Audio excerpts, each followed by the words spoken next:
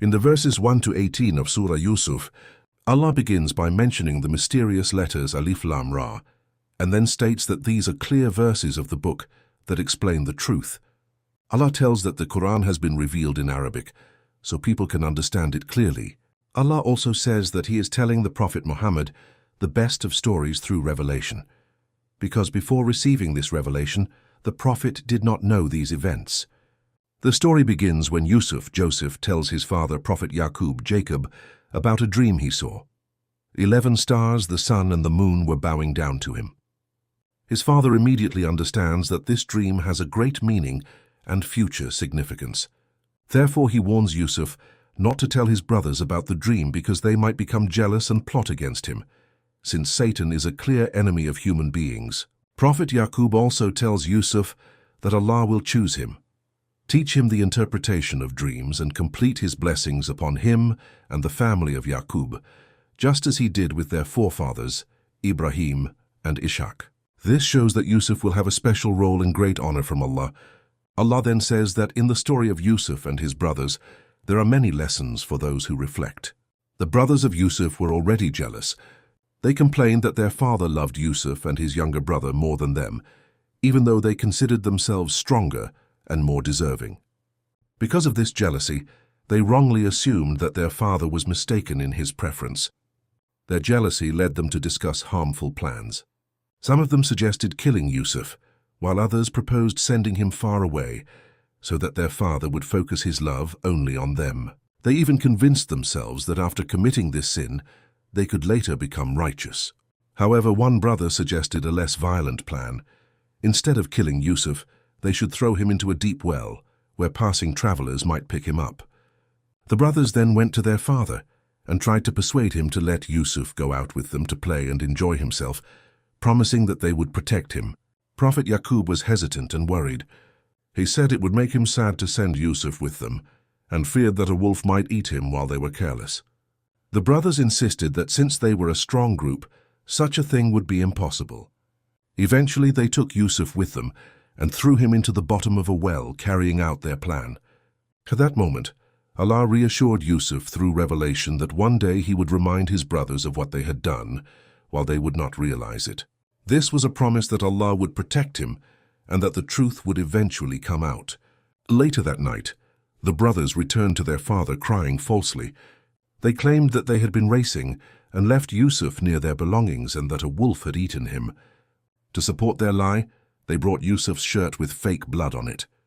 However, Prophet Yaqub sensed the truth and said that their own souls had made them commit this deed. Then, instead of reacting with anger, he chose patience, placing his trust in Allah and seeking His help against the false story they were telling. In the verses 58 to 79 of Surah Yusuf, the story continues. During the years of famine, Yusuf's brothers came to Egypt to buy food. When they entered his court, Yusuf recognized them immediately, but they did not recognize him because many years had passed and he was now a powerful official in Egypt. After providing them with the grain they needed, Yusuf asked them to bring another brother from their father, referring to his younger brother, Binyamin. He reminded them that he gives full measure and treats guests well, but warned that if they did not bring that brother next time, they would not receive any more provisions, nor be allowed to come again. The brothers promised that they would try to convince their father to allow him to come. Yusuf secretly instructed his servants to place the money the brothers had paid back into their bags, so that when they returned home and discovered it, they might be encouraged to come back again. When they reached their father, Prophet Yaqub, they told him that they would not be given grain again unless they brought their younger brother with them. Yaqub was hesitant and reminded them how he had trusted them with Yusuf before and lost him. However, he placed his trust in Allah as the best protector and the most merciful. When the brothers opened their bags and found their money returned, they became more eager to return to Egypt. They told their father that this was beneficial because their goods had been returned. They could bring food for their family again, and they would gain even more provisions. Still, Yaqub refused to send the younger brother, unless they swore a strong promise in Allah's name that they would bring him back safely unless they were completely overpowered. After they gave this pledge, Yaqub placed his trust in Allah regarding their promise. Before they left, Yaqub advised them not to enter the city through one single gate, but through different gates, perhaps to avoid attention or harm. However, he reminded them that such precautions cannot prevent Allah's decree, because all judgment belongs to Allah alone.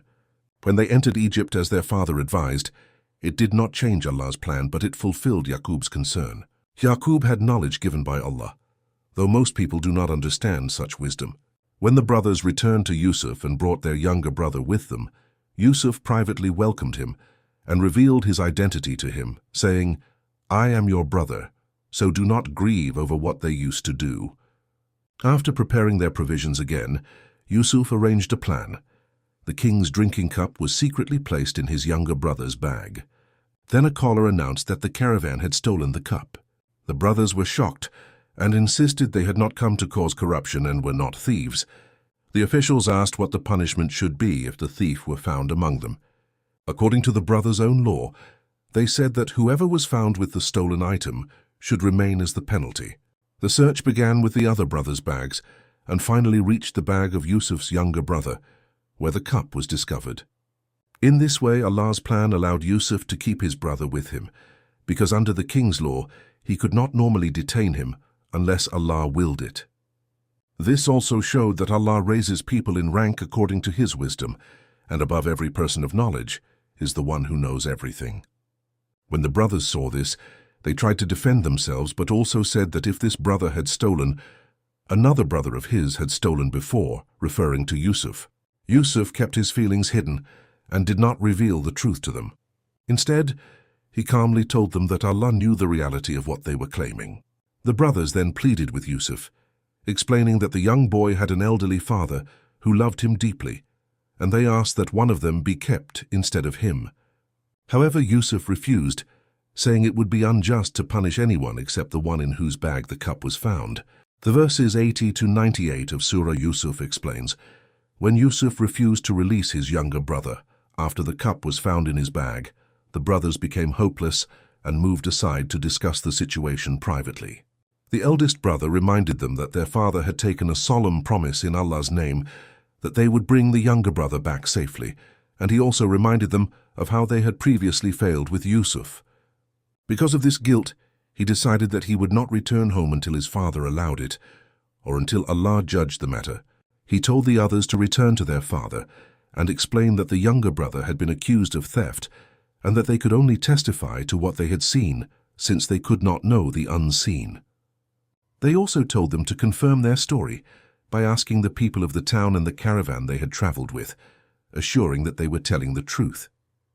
When they returned and told their father, Prophet Yaqub, he again felt that their souls had led them into wrongdoing.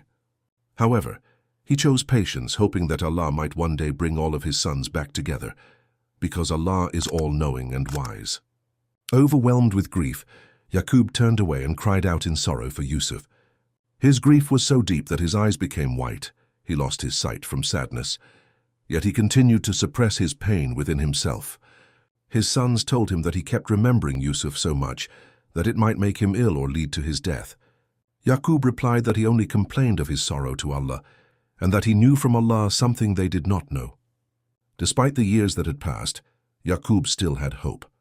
He told his sons to go back and search for Yusuf and his brother, and not to despair of Allah's mercy, because only disbelievers lose hope in Allah's mercy. When the brothers returned to Egypt and came before Yusuf again, they explained that hardship had struck them and their family, and that they had brought only a small amount of money. They asked him to give them full measure of food and show charity, reminding that Allah rewards those who are charitable. At that moment, Yusuf asked them if they remembered what they had done to Yusuf and his brother when they were ignorant. The brothers suddenly realized the truth and asked in amazement whether he was really Yusuf. Yusuf confirmed that he was Yusuf, and the one with him was his brother, and he explained that Allah had been gracious to them. He also taught that whoever remains patient and mindful of Allah will never lose the reward of their good deeds. The brothers admitted their mistake and said that Allah had clearly chosen Yusuf above them, acknowledging that they had been sinners. Instead of blaming them, Yusuf forgave them and said there would be no reproach against them that day, praying that Allah would forgive them, for He is the most merciful. Yusuf then gave them his shirt and told them to place it over their father's face so that his sight would return, and asked them to bring their entire family to Egypt.